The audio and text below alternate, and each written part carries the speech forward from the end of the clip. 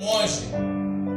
Estou falando de Lutero, irmãos. E esse homem, ele nos seus pensamentos, lá no mosteiro, lá isolado, em meio às suas penitências, em meio às suas, a sua briga consigo mesmo contra o pecado que residia nele, uma certa vez ele abriu a escritura e leu aqui no profeta Abacuque, capítulo 2, versículo 4. Ele leu ali, Eis o soberbo, a sua alma não é reta nele, mas o justo viverá pela sua fé. Isso foi como um feixe de luz na vida dele.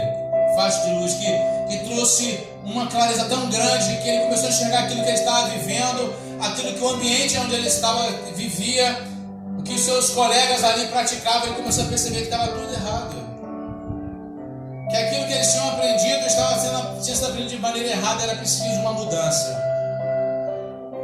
O justo viveria pela fé. E essa fé, irmãos, vale dizer que porque como é que funciona, irmãos? Quando eu faço as coisas para alcançar o meu mérito, a minha conquista, o que eu faço isso? Eu coloco uma autoconfiança sobre mim mesmo. Então a capacidade foi minha, o resultado foi meu, os esforços foram meus. Mas quando eu vivo a vida cristã, eu não vivo a vida cristã dessa maneira. Eu vivo a vida cristã confiando que Deus é que realizou todas as coisas em mim. Eu apenas fui um alvo da graça salvadora de Deus. Eu fui alcançado por Ele, fui atraído por Ele. E essa mensagem, irmãos, ela é uma mensagem um pouco chata para muita gente. Porque ela tira todo o teu direito e dá direção para Deus. Porque a gente vai ser valorizado, Não, eu fiz, tal. Se isso aqui tá assim, graças a mim, sabia? A gente gosta desse sentido, desse ser humano, eu gosto dessa coisa. Não, se isso aconteceu, porque eu estava lá. Se eu não tivesse lá, não teria acontecido. Esse comportamento nosso soberbo, ele está preso na essência humana, irmãos. Mas quando nós somos desafiados a falar assim, não, eu não fiz nada. Quem me trouxe para a presença dele, me tirou todos os meus vícios. Eu não parei de beber quando eu quis parar de beber. Eu parei de beber porque Cristo tirou o desejo de eu beber. Você entende, irmão? Eu estou transferindo todos os resultados, os méritos para a pessoa de Cristo. Quando eu quiser parar de fumar, eu fumo. Já viu gente falar assim? Quando eu quiser parar de beber, eu bebo. Para nada, irmão. O pecado domina, escraviza, não adianta. Se Cristo não for o libertador, pode até parar por um tempo, mas depois dá uma recaída forte. Pastor, e aquela pessoa que está conseguindo se manter? Parabéns para ela é uma pessoa disciplinada. E porventura, quem sabe não está sendo Cristo sendo trabalhado e gerado no coração dela, a gente não sabe disso. Mas o Evangelho, ele é isso. E Lutero mostrou, irmãos, que o justo, ele passou a compreender isso, ele passou a entender que essa confiança deve estar em Deus, que faz todas as coisas. Foi Deus que livrou o Martinho Lutero lá de cair aquele raio na cabeça dele e ele morrer lá naquele momento, naquele campo. Não foi ele que teve uma mera sorte, mas na verdade é um propósito divino na vida dele. E, irmãos, mediante a isso, há algumas coisas que eu queria assim conversar com vocês. É uma conversa mesmo, irmãos. Uma escritura, um exemplar todos nós temos em nossas mãos. Mas, irmãos, levaram, depois do Pentecostes, irmãos, que aconteceu, sabe que o Pentecostes aconteceu, a igreja foi criada onde? No primeiro século, após Cristo, voltou aos céus, começa a se contar, até a contagem de tempo, ano 1, ano 2, e o primeiro século, irmãos, aconteceu o que? O Pentecostes. E depois do Pentecostes, irmão, a coisa mais importante aconteceu, irmãos, no que diz respeito à igreja, à cristandade, foi a reforma. Foi o que marcou, foi o que trouxe o maior efeito, e simplesmente levou simplesmente 15 séculos para isso acontecer.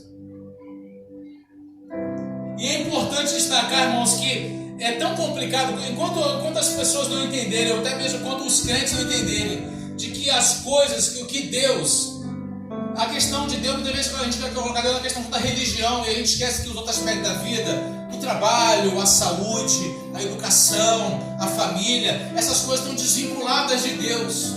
E esse é um dos maiores erros nossos, os erros da sociedade em si, porque eles separam, Ele fala assim, não, cada um tem a sua religião, mas eu gosto de fazer assim, eu gosto de ver daquele jeito, e nós queremos desassociar, e na verdade, irmãos, percebam você, que desde aquela época, naqueles séculos, havia uma perda de valores tão grande com relação à figura, à pessoa de Deus, que as coisas do negócio não iam bem, ficavam travadas, as coisas não davam, as enfermidades, as calamidades as pestes eram intensamente lá, vinham sobre as pessoas morriam, fatalidades absurdas aconteciam.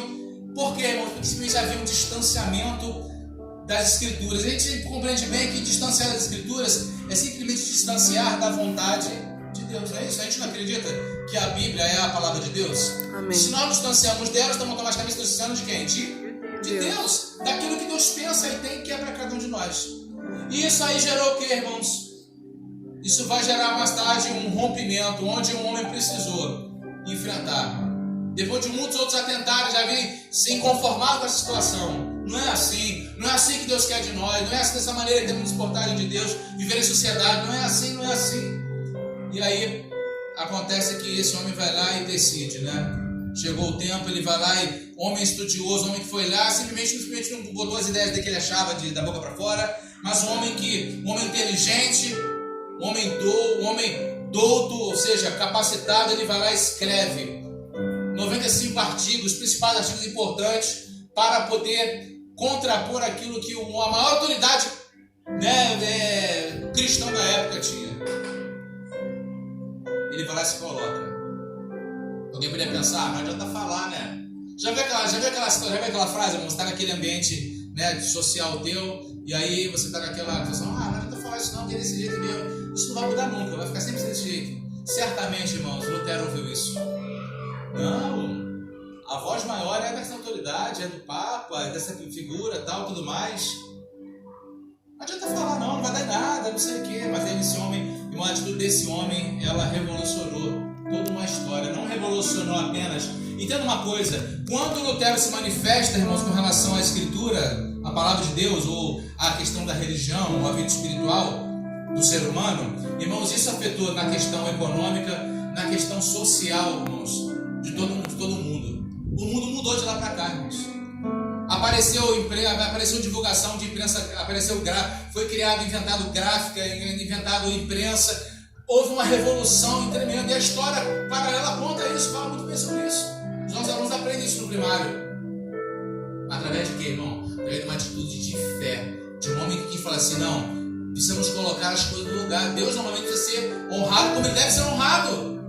Irmãos, quando nós aprendemos a honrar Deus em primeiro lugar na nossa vida, tudo as demais coisas, irmãos, elas acontecem naturalmente. Aleluia. E aí aqueles empresários estavam lá presos no sistema, que não podiam se libertar, porque que igreja pregava, irmãos? Votos de pobreza, entreguem seus bens aos pés dos apóstolos, liam Atos 2, 42 lá para o povo, o tempo todo, não se apega ao dinheiro, deem para a igreja, a igreja enriquecendo naturalmente, nas doações que eram feitas, só que não havia progresso econômico. Os países iam crescendo, as suas autorizações governantes iam lá querendo expandir, querendo avançar, querendo trocar moedas, querendo trocar, fazer negócios, e era impedido através de uma ação de um homem, irmão, de pegar uma página, um edital de 95 e fixar numa parede, uma catedral, irmão, na porta, trouxe uma mudança, trouxe uma revolução.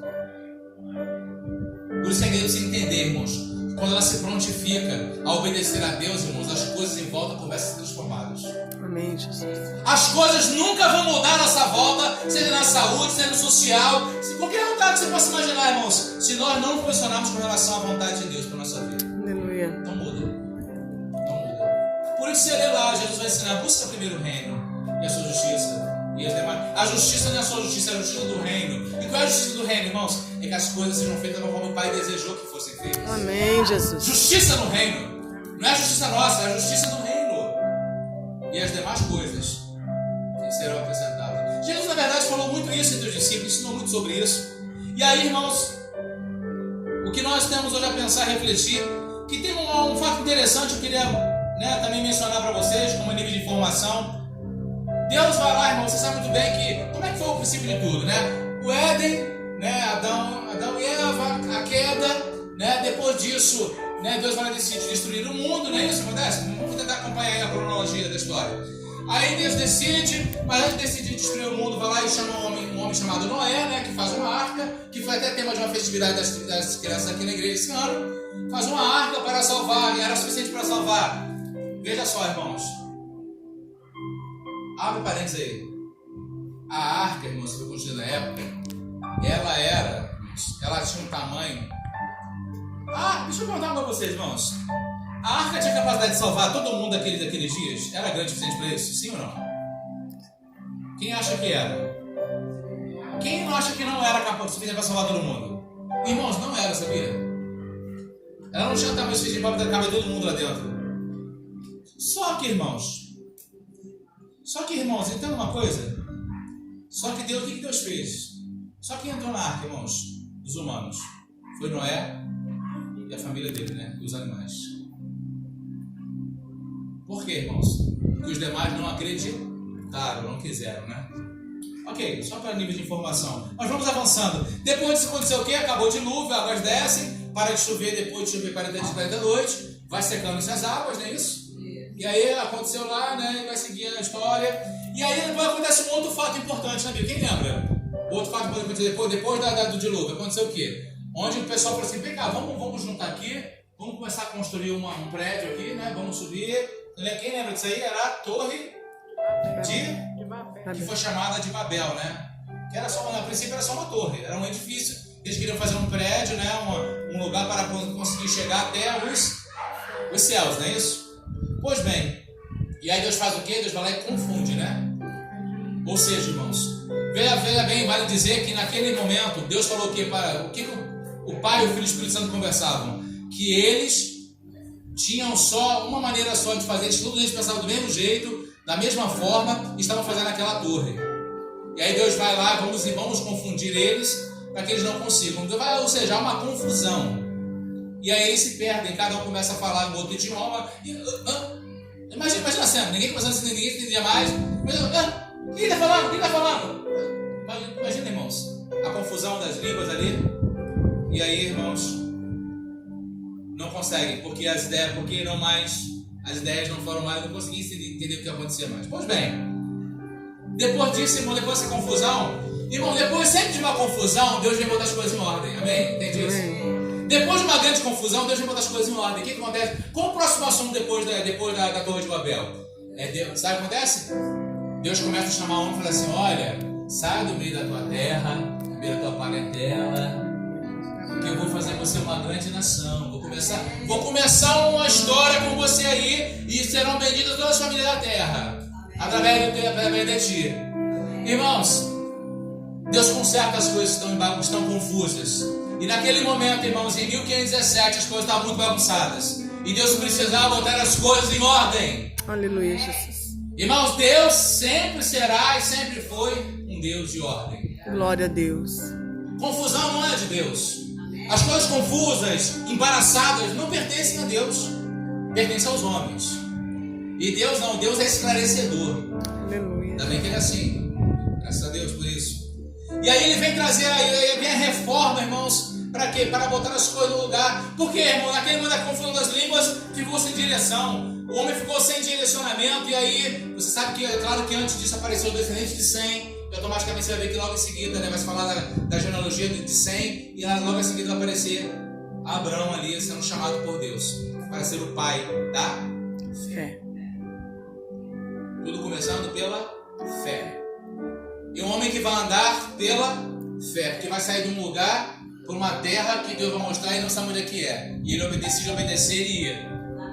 Amém. Então isso é andar pela Glória fé. É não acreditar nos próprios passos que vai dar, mas é acreditar que alguém está conduzindo ele num passo seguro. Aleluia, Jesus. Sabe? Fé.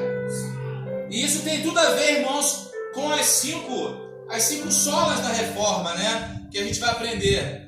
E a primeira é a primeira é sola escritura, somente está em latim essas frases, né? Somente a escritura, sola scriptura, sola fide, somente a fé, sola gratia, somente a graça, solus Cristo, somente Cristo, e soli Deo glória, glória somente a Deus. Ou seja, na verdade, esse escrito, essa doutrina foi trazida, irmãos, para trazer a singularidade. O que é singular, irmãos? O que é algo singular? Deixar algo plural. Né? A gente aprende isso na língua portuguesa, né? O singular, o artigo, né? Singular e o plural. A gente aprende o que, irmãos? A singularidade, ou seja, é a única forma. Pode haver, aqui, vamos colocar sobre a mesa aqui os nossos smartphones. Ali haverá vários smartphones, mas se eu pegar assim, não, esse aqui é o meu smartphone, é uma singularidade, uma pessoalidade nele. E nós aprendemos, irmãos, que somente a Escritura. E começa pela Escritura. Tudo vai começar sempre pela base, pela Escritura. Da Escritura que se sai aquilo que nós podemos crer, aquilo que nós podemos confiar, aquilo que nós podemos cantar, sempre da Escritura. Aleluia. E aí, irmãos, ficamos a pensar nesse século XXI, na sociedade aí pós-moderníssima, né? Já vivemos aí dias assim, de coisas, irmãos, que estão para acontecer assim, que a gente está piscando aqui, mas tem muita coisa acontecendo no mundo afora, irmãos. Nesse terceiro mundo que nós vivemos aqui, mas no país do primeiro mundo já está acontecendo muita coisa, já está acontecendo, já está se desenvolvendo. A gente fala assim, isso não vai chegar aqui ainda, é coisa de filme de Hollywood. Já tem coisa que está acontecendo, irmão, naturalmente aí fora. Há uma multiplicação de uma tecnologia, de uma inteligência, e as coisas estão acontecendo. Só que acontece o que, irmãos? O que nos deve preocupar? É que é o homem conseguindo ficar no seu lugar de Senhor. Ele vai se evoluindo, ele vai tendo mais capacidade. Aí ele vai dizendo assim, luzes acendam-se, luzes apagam-se, televisor ligue, televisor desligue. Começa a dar um comando humano, de vontade humana, e isso vai deixando esse homem inflado, cheio, autossuficiente, capaz de si próprio. Irmãos, vocês sabem dessa história, quando fizeram o Titanic, irmãos. O homem, ao invés de glorificar a Deus na construção daquele grande barco, o que ele faz, irmãos? Ele se gloria a si próprio naquilo. E tem tempo que foi isso, né? Imagine agora, irmão, as coisas que são criadas agora. Irmãos, vou simplificar essa conversa. Às vezes a coisa que acontece, uma coisa tão pequena, coisa tão corriqueira do dia a dia, que às vezes nós somos capazes, simplesmente porque nós fizemos parte de alguma coisa, queremos chamar o mérito pra gente. Coisas às vezes tão simples, tão básicas, que dirá coisas que transformam o mundo, muda comportamento de pessoas, faz que as pessoas elas passem a dizer assim, não, se todo mundo inteiro usa isso, foi porque eu criei isso. Já pensou? Imagina o sentimento dessa pessoa com relação a isso. O que se passa no coração desse indivíduo? E aí, irmãos, o pior de tudo é o seguinte, é que é gerada uma coisa, criada uma coisa, onde na verdade, depois a sociedade passa a ficar totalmente escravizada. Irmão, vai ao supermercado hoje. Certamente você deve ter essa semana, ou você foi um tempo atrás, você percebeu. Gente, se você vai numa loja qualquer que você vai, gente, caiu o sistema, acabou a vida. Gente, caiu o sistema, acabou a vida. Aquilo que você queria comprar, o teu compromisso, o teu horário marcado, já era, acabou. Se você for no banco, lá resolver um problema teu lá, tirar um dinheiro da conta qualquer lá, uma cobrança devida, já era, tem que botar o dia seguinte, irmão. Porque caiu o sistema, não volta, não sabe como vai voltar. Sabe, mas uma escravidão que o próprio homem acabou se colocando nela, em nome de uma revolução, de uma tecnologia, de um avanço. E aí eu me lembrava, quando eu vou ao supermercado e vejo essas coisas, o sistema está fora do ar, e não sei o que, eu me lembrava quantas e quantas vezes eu estava juntamente com a minha mãe no supermercado, minha mãe cismava de mandar ficar na fila para esperar ela, eu não gostava de fazer isso, irmãos.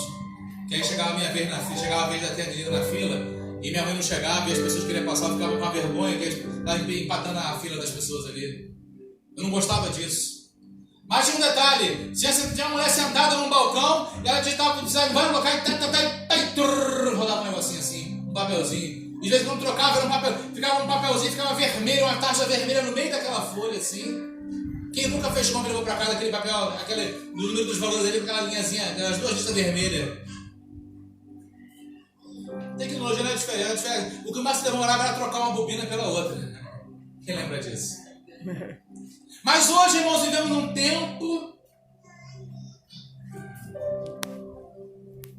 que precisamos pensar sobre a nossa vida, de voltar às vezes. Pastor, está convidando a gente voltar para um retroceder.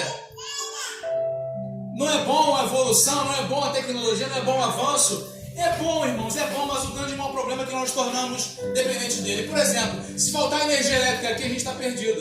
A gente passou a acostumar com isso, a gente está perdido. Mas quem vive na roça não tem energia, irmão, não faz a menor diferença. Ela come a comida dela, ela vai fazer a leitura dela no lampiãozinho de vela, normalmente ali no lampiãozinho de gás de querosene, na luzinha de vela dela. Ela vai fazer normalmente vai conversar em família normalmente na sala, vai fazer tudo normal. A gente não vai fazer, não, acabou. A gente aqui da cidade grande fala assim, não, acabou. Não dá pra fazer mais nada, nossa, aí às vezes também falta água. A gente fala assim, nossa, dá até pra ficar sem luz, né? Mas ficar sem água não dá, né? Quando falta luz a gente fica doido. Não é? Agora eu tava assistindo esse filme, nossa, agora que eu tava fazendo essa pesquisa na internet, não sei o que, agora acabou. Sabe, irmãos, a verdade é que aquilo que nós acabamos criando, nós acabamos nos tornando vítimas dessas mesmas coisas. E a palavra de Deus, irmãos, ela vem para nos despertar, para nos orientar, para nos dar libertação, para entender que nós precisamos, às vezes, parar um pouco, pensar como Lutero pensou um pouco nas coisas que estavam acontecendo à nossa volta, ou com a nossa própria vida, e falar assim, peraí, a gente precisa mudar a direção. Nós estamos sendo muito dominados demais, a coisa está ficando muito, muito complicada, Cristo está sendo bem representado em nós, nesse estilo de vida que estamos vivendo, temos que mudar. Nossos conceitos, nossos valores, nossas referências estão mudando para pior. Precisamos pegar e fazer um resgate novamente e trazer para o seu devido lugar. E a igreja, irmãos, a igreja de Cristo, não é a igreja de instituição. Irmãos, as instituições elas falhem, elas são falíveis, irmãos. As instituições podem estar indo muito bem, mas simplesmente um mero escândalo acaba com a instituição, irmãos. Isso não é igreja. Igreja é a reunião dos santos. Isso que é igreja. Aleluia, Jesus. É a reunião dos santos. Eles se reúnem, os crentes salvos por Jesus Cristo se reúnem, escolhem alguns dias da semana para proclamarem, para celebrarem sua gratidão e seu amor ao Senhor que os salvou do pecado. Amém, Jesus. Isso é igreja. Aqui não é igreja, isso aqui é um templo, isso aqui é um prédio levantado, simplesmente isso. Onde quem é importante aqui são as pessoas aqui dentro sentadas, não é um prédio em si. Aleluia, Jesus. Só que nós temos a dizer assim, não, esse lugar é especial, esse lugar é sagrado, eu unjo ele com óleo, as 4 paredes. Nós queremos santificar, nós queremos trazer divinizar o lugar, irmãos. E quando na verdade nós estamos esquecendo de sermos nós os divinos. Nós, as pessoas, devemos ser os santos de Deus, queremos santificar as coisas e não nos preocupamos em santificar a nós mesmos. Isso é reforma, isso é mudança, isso é entender que somente pela fé podemos fazer isso, somente a graça de Deus é capaz de fazer isso em nós. Aleluia, Jesus. Cristo somente, irmãos, Cristo, somente Cristo. Mas como nós podemos afirmar isso, irmãos? Somente Cristo. Aleluia. Os deuses estão aí, os senhores estão aí, mas Cristo é o Senhor nosso mesmo, irmãos, da nossa vida. Será que o nosso estilo de vida ele demonstra essa realidade, essa verdade? Será que somente damos glórias a Deus somente por tudo? Ou nós nos gloriamos a nós mesmos? Ou nós nos vangloriamos? Nós dizemos que muita coisa só está de pé, a minha família está de pé por minha causa. Ou as coisas lá em casa acontecem porque o meu tamanho fácil, não, já era. Sabe, irmãos, às vezes, eu não estou falando que seu papel seja importante em sua casa, a sua presença, o seu desempenho é importante. Não estou falando disso, estou falando quando isso começa a encher o nosso coração. É disso que eu estou falando. Se não for eu, essa família morre. Olha que a gente morre e a vida continua para eles. Sabia disso? Às vezes nos matamos tanto, nos sacrificamos tanto e fazemos das tripas o coração e depois a gente parte e a vida continua para eles. Eles seguem a vida, os maridos arrumam outra esposa, em alguns casos, a esposa arrumou outros maridos, os filhos vão arrumar outra paternidade, a vida que se segue. Vai chorar por um tempo, vai se lembrar com saudade, beleza, mas eles não vão, eu tenho certeza que eles não vão também por lá dele e falar, governo, joga a terra acima de mim e me leva também. Tenho certeza que eles não vão falar isso. Mas não vão falar isso. E irmãos, nós aprendemos, para concluir aqui, que a Bíblia ela é a nossa única regra de fé e prática. Fé e prática. Praticar.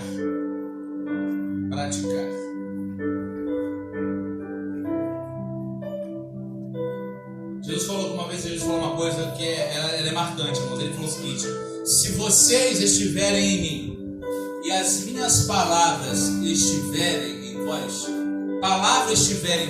eu quero traduzir isso, significa prática daquilo que a gente acredita e crê. Se vocês estiverem em mim e as minhas palavras estiverem em vocês vão pedir o que quiser e vai ser feito. E aí, irmão? dormir com essa. Ele falou que se nós estivermos nele, a palavra dele estiver em nós, a gente vai pedir o que quiser e vai ser feito. Então eu vou ter um desejo totalmente, né, desmedido. Não. Porque se eu estiver nele, os meus desejos serão conforme a vontade dele, sabe? Você entende? Não vai ser um desejo louco, um desejo insano da nossa mente. Vai ser um desejo que está dentro da vontade dele e vai agradar a ele. Sabe? Não é assim, vou fazer uma loucura agora, porque eu vou pedir e Deus vai ter que me dar. Porque ele falou que eu vou pedir, ele vai ter que me dar. Não é o que muita gente tem ensinado com relação a isso. Sabe, irmão, Deus ele chama a gente para fazer uma parceria. Eu estou nele, eu acredito nele, ele me chama para perto dele, e aí automaticamente ele compartilha comigo alguns poderes, compartilha comigo alguns resultados que foram totalmente por ele gerados, mas ele chama você para ser participante do resultado dele. Que coisa, hein? Ele podia fazer sozinho, eu fiz em ponto final, estou soberano acima de tudo, e a gente teria que se reverenciar do mesmo jeito. Mas ele falou assim, não, eu quero chamar vocês. Quero chamar algum de vocês. Todo mundo não dá, todo mundo não está compreendendo. Então eu vou revelar para alguns o que eu quero fazer. E vou chamar você, vem cá, vem para perto. Se aproximem, né? Cheguem para cá, se aproximem. E aí ele chama alguns para perto. E esse que ele chama para perto, irmãos, ele simplesmente começa a revelar. Ele começa a tornar conhecido a vontade dele. Eu quero convidar você, irmão, para encerrar esse nosso momento com duas coisas.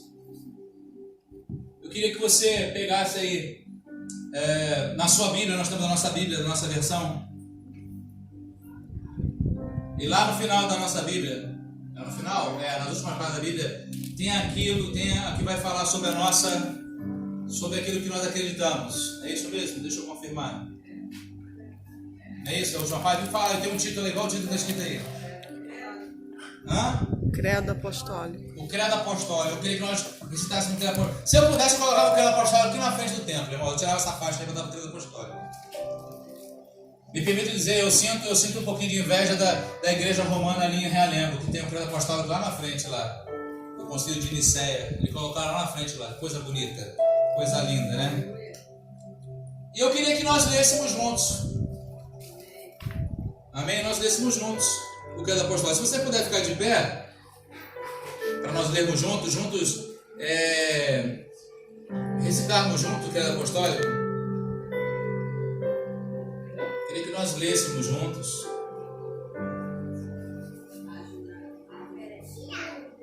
Quem não tem, né?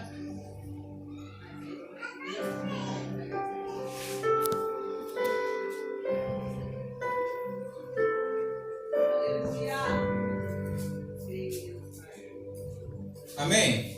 Credo apostólico, isso é importante. Irmãos, se a gente não voltar às nossas origens, irmãos cristãos, irmãos, nós vamos ficar no secularismo desse tempo, vazios, vamos ficar apenas assistindo briga de líderes religiosos aí por meio de internet, brigando por brigando por isso, brigando aquilo, contendas que não levam a lugar nenhum, irmão, não levam a nada. Mas nós vamos aqui vamos voltar aos nossos princípios. Amém? Vamos ler juntos, irmãos? Vamos ler juntos? Vou até tirar o microfone, a gente não vai ler uníssonos. Amém? Vamos lá? Creio em Deus Pai Todo-Poderoso, Criador dos céus e da terra. Creio em Jesus Cristo, seu único Filho, nosso Senhor, o qual foi concebido por obra do Espírito Santo, nasceu da Virgem Maria, padeceu sob o poder de Pôncio Pilatos, foi crucificado, morto e sepultado, e ao ressurgiu dos mortos ao terceiro dia, subiu ao céu, está sentado à mão direita de Deus Pai Todo-Poderoso, de onde há de vir para julgar os vivos e os mortos.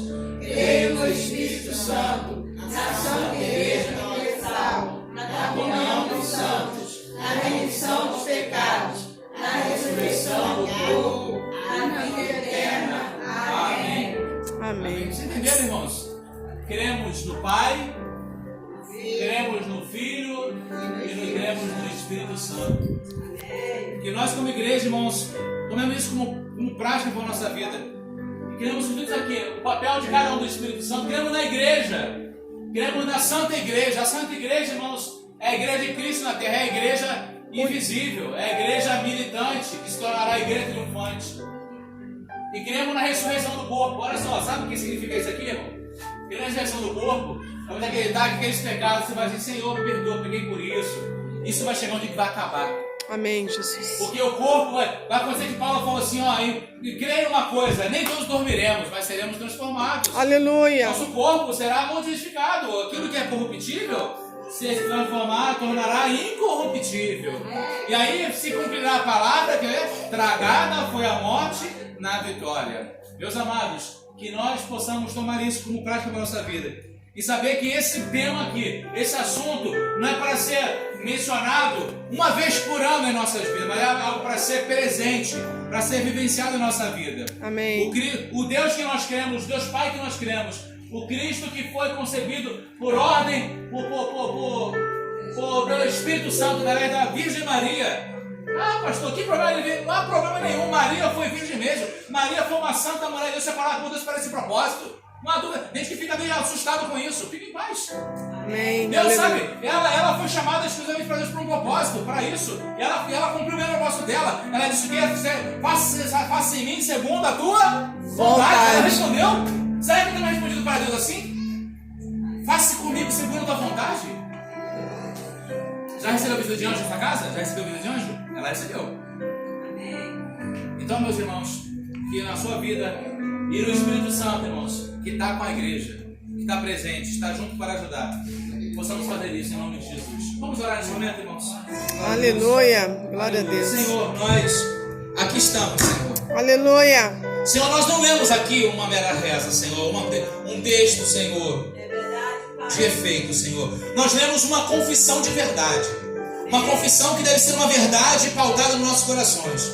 Onde o Senhor, através dela, Senhor, e desses princípios das Escrituras, de que somente a Escritura, somente a fé, somente a graça, somente Cristo, somente a Deus deve ser